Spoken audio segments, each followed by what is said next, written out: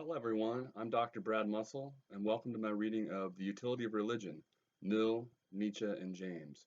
This was published through the University of Kansas in 2014, and it was written by yours truly.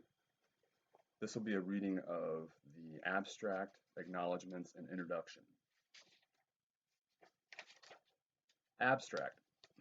In contrast to the truth of religion, the utility of religion has been a historically underappreciated subject of philosophical scholarship and everyday discourse, and this dissertation aims to draw more attention to the fruits of religion in everyday life.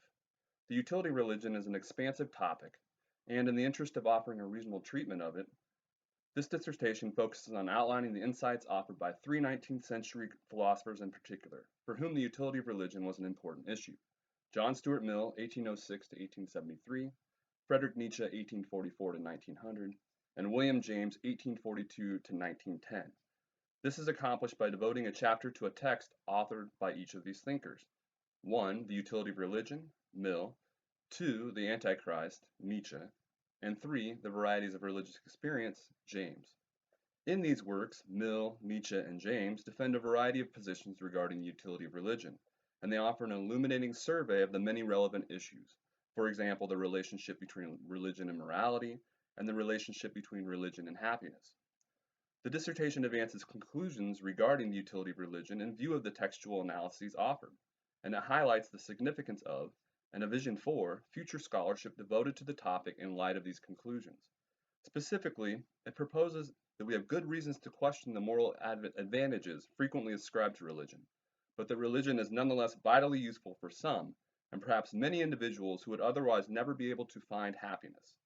Although it is possible for some to experience lasting happiness without the aid of religion, contrary to what James suggests, others require religious salvation in order to find peace of mind, contrary to what Mill to a lesser extent, and Nietzsche to a greater extent suggest.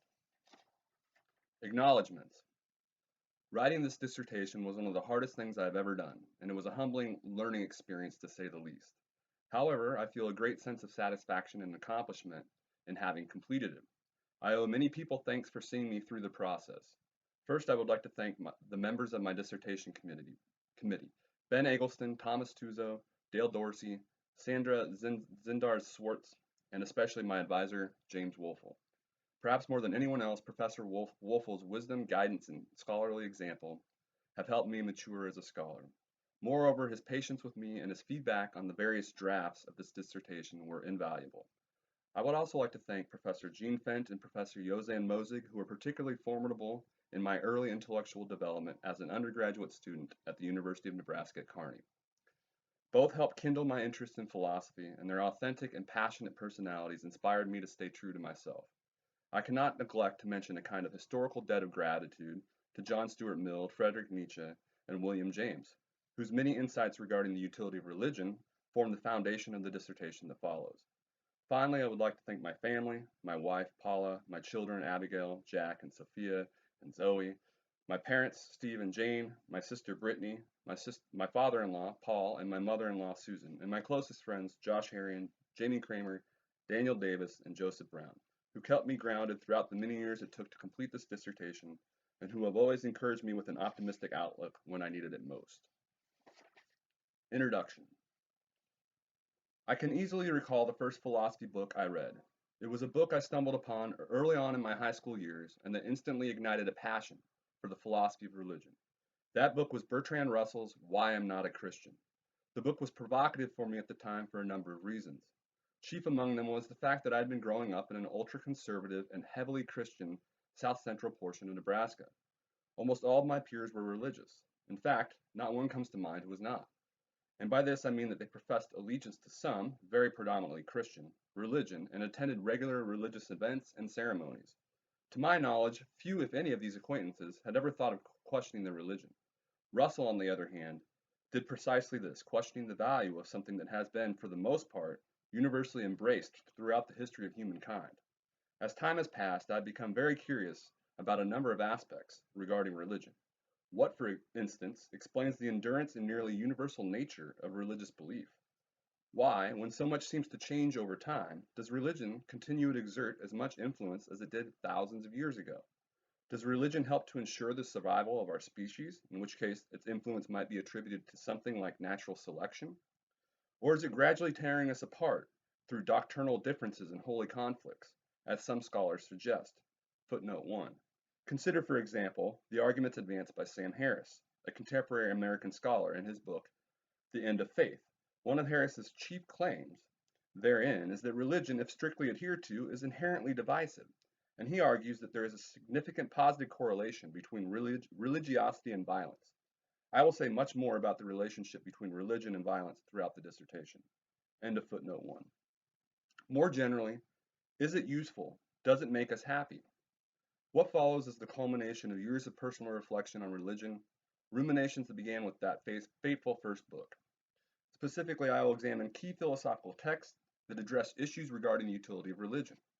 In doing so, I will reflect on whether religion is useful for the individuals who subscribe to it and for society at large, not on whether there is any truth to the claims advanced in various religious doctrines.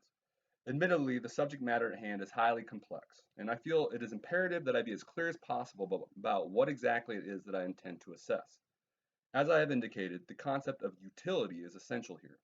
There is a significant difference between an analysis of religion in terms of truth and an analysis of it in terms of utility.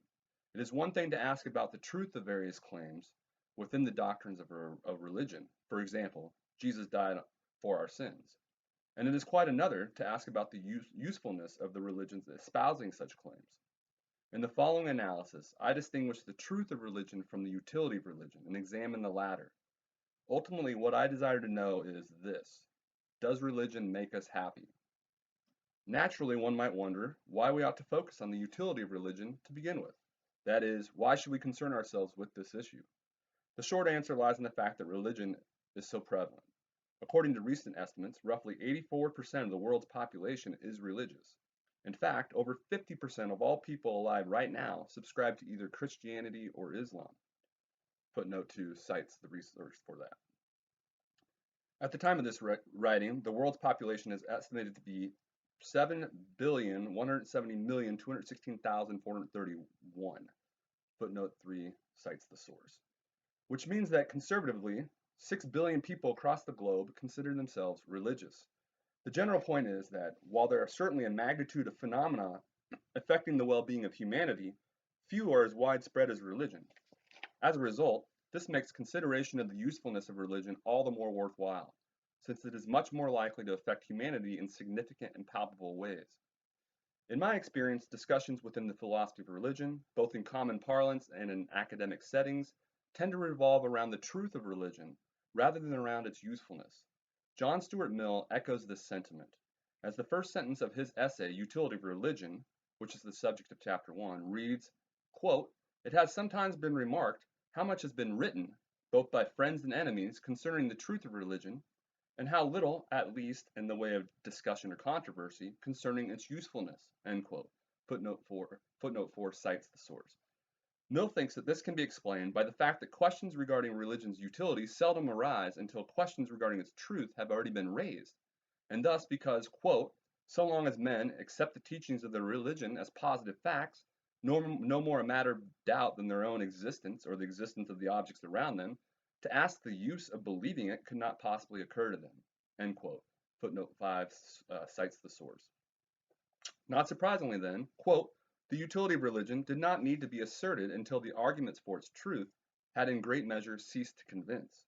End quote. And footnote 6 cites the source. As a result, Mill believes that we should not find it surprising that so little attention is paid to the question of religion's usefulness, and I share this conviction.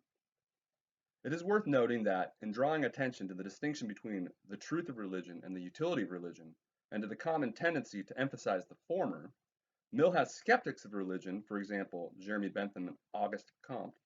Footnote 7, Mill says that these are the only two thinkers he is familiar with who posit doubts regarding religion's usefulness. Equally in mind. According to Mill, skeptics often seem to share the same predicament as their religious counterparts, and that they are also preoccupied with the intellectual aspects of religion, specifically with the idea that religious doctrines are false, which then prevents them from duly considering the utility of religion. I will say more about this in Chapter 1, And on this point, Mill's remarks no doubt seem justified. It is disappointing that notions regarding the truth of religion have the potential to prevent us from considering its usefulness. What's more, I believe that an investigation into the utility of religion is, at least in one important respect, a more promising and fruitful project. By its very nature, the question of utility appeals to the tangible effects religion has on our everyday lives, which are more or less directly observable to most of us, whereas the question of truth tends to waffle in more obscure and theoretical discourse, involving claims that cannot be so easily tested. Ultimately, I think that the utility of religion is a significant and generally underappreciated issue. And the one thing I hope to accomplish in writing this dissertation is to bring more attention to it. Fortunately, there are some who have recognized the value of examining the utility of religion, and we inherit a rich historical treatment of the issue, thanks to some classics in the philosophy of religion, as well as to innovative insights provided by contemporary thinkers. As we shall see, some well-known philosophers have explicitly addressed the issue. And while it may be true that few philosophers make the utility of religion their primary concern, many still have much to say about it indirectly by way of discussing related issues. Clearly, a comprehensive analysis of all relevant contributions is beyond the scope of this dissertation, and I must therefore propose a more manageable treatment of the subject. Within philosophical circles, interest in the utility of religion increased markedly during the 19th century, which is highlighted by the contributions of three 19th century philosophers in particular: John Stuart Mill, 1806 to 1873, Friedrich Nietzsche, 1844 to 1900, and William James, 1842 to 1910. Each offer extensive reflections on the utility of religion. As it turns out, these three thinkers also offer an illuminating spectrum in terms of their positions regarding the utility of religion. James argues very much in favor of religion's overall usefulness, and Nietzsche very much against it, while Mill offers a sympathetic yet critical view that lies somewhere in between. For these reasons, I feel justified in examining the utility of religion through the lens of what they have to say. And while I will allude to a variety of influential works from the distant past to the present, I shall focus on three well-known and pertinent texts authored by them, with a chapter devoted to each. 1. Utility of Religion by Mill, 2. The Antichrist by Nietzsche, and 3. The Varieties of Religious Experience by James. By working with these texts, I intend to survey the many issues one ought to consider when assessing the utility of religion. For instance, does religion improve the physical and mental health of believers, as many suggest? Moreover, what is the relationship between religion and morality? Is religion necessary for morality, as some maintain, or is it morally problematic, as others claim? These are just some of the many questions addressed in the analysis that follows. A few more examples of significant themes that emerge are the psychology of religious belief, the relationship between religion and nihilism, the relationship between science and religion, the relationship between religion and violence, and the relationship between evolution and religion. As we shall see, all of these themes relate to the utility of religion in significant ways. Besides working with the philosophical texts mentioned, I will discuss empirical research pertaining to the various benefits and harms associated with religion. For example, I will discuss research relating to the possible link between religiosity and personal health, as well as research regarding the relationship between religiosity and moral behavior. As I examine what Mill, Nietzsche, and James suggest regarding the utility of religion and reflect on the many related issues they raise, I naturally formulate my own conclusions regarding the usefulness of religion. I will argue that religion yields little moral utility and that it can even be morally problematic.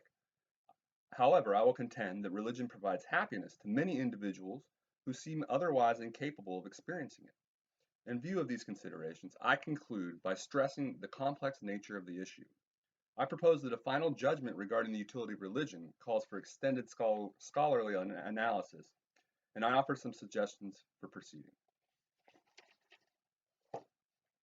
And that was the abstract acknowledgements and introduction of the utility of religion, Mill, Nietzsche, and James.